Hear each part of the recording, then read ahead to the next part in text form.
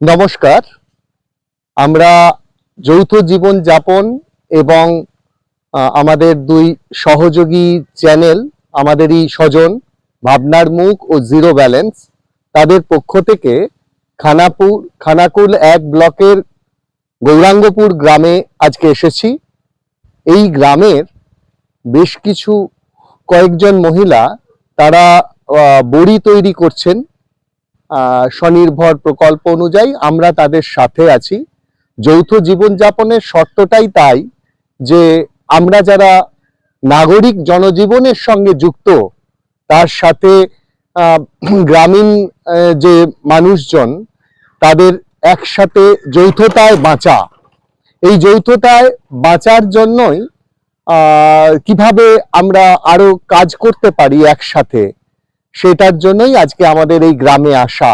আজকে 23শে জানুয়ারি নেতাজি সুভাষচন্দ্র বসুর 127তম জন্মদিন।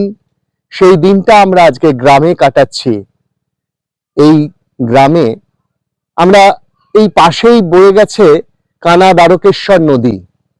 এই দ্বারকেশ্বর নদী যেটা প্রতি বছর বন্যায় বানভাসী হতে হয় এই অঞ্চলকে, এখন নদীর ওপরে আমরা দেখেছি একটা সাঁকো, বাঁশের সাঁকো। এত স্বাধীনতার এত বছর পরেও একটা অস্থায়ী সেতু দিয়ে পারাপার করতে হচ্ছে। সাঁকো যেটা এখানকার চলতি বুলি, মানুষজনের যে ব্যবহারের ভাষা, আমরা সেটা দেখলাম। কত বিপজ্জনক পথ, কত বিরাট ঝুঁকি নিয়ে তারা যাতায়াত করেন এপার ওপারের মানুষ। এবং এই নদী, যে নদীতে জল প্রায় কম থাকে, বছরে অনেকটা সময় শুকনো থাকে, আবার বর্ষায় বা বর্ষার শেষে সে একটা ভয়ঙ্কর মূর্তি ধারণ করে ভাসিয়ে নিয়ে যায় জনপদ, মানুষের জীবন।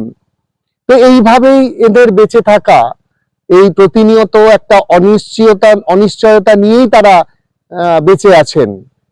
এই সমস্ত কিছুই তাদের যে জীবন যাপন, যে লড়াই, সেগুলো কিছুটা শরিক হওয়ার জন্য তাদের অভিজ্ঞতাগুলোকে তারা শেয়ার করছেন আমাদের কাছে, এবং সেগুলো আমরা জেনে নিতে, শিখে নিতে এসেছি।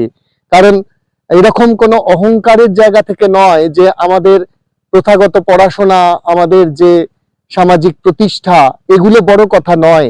সবচেয়ে বড় কথা হচ্ছে আমরা এই দেশের মানুষ, আমরা সবাই আসলে ভারতবাসী।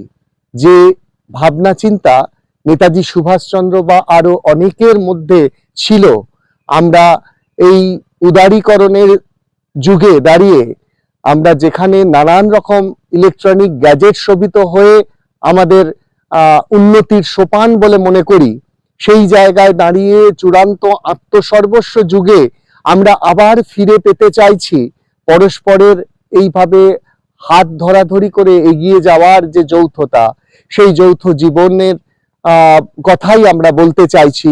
বিভিন্ন জায়গায় বিভিন্ন রকম ভাবে, বিভিন্ন স্বরে আমরা মানুষের কথা বলতে চাইছি, তাদের যে প্রতিদিনের জীবনের সুখ দুঃখ, সেগুলোকে শেয়ার করতে চাইছি।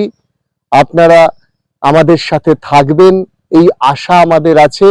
এবং এই চ্যানেল আমাদের যে আছে, সেই চ্যানেলে সাবস্ক্রাইব করবেন, আমাদের সঙ্গে থাকুন। আমরা একসাথে পথ চলবো। যদি অনেকে মিলে আমরা একসাথে থাকতে পারি, তাহলে হয়তো আমাদের যে ভাবনা, সেই ভাবনাটাকে আরো এগিয়ে নিয়ে যাওয়া সম্ভব হবে। এই আশা রেখে বন্ধুদের আমরা এইটাই জানাতে চাইছি আজ।